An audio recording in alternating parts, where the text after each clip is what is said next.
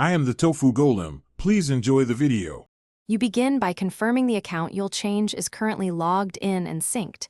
This prevents data loss. Next, prepare the new email and make sure you can receive verification codes instantly. If your account uses Platform Auth, Google, Apple, Facebook, Kakao, or a guest, understand which method is active because the route differs. Once done, open Cookie Run.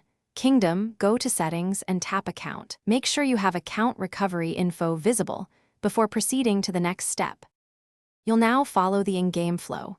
In Settings, right arrow account, tap Change Email or Link Account and choose Email. Enter the new address and expect a verification code. This confirms ownership and prevents hijack.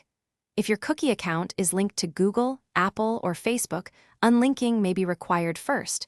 Check platform account settings and remove game access, then relink with the new email. Once you submit the code, wait for confirmation and proceed only after the app shows the updated email. Finish by verifying the new email appears in the account screen and then log out and back in to test the change.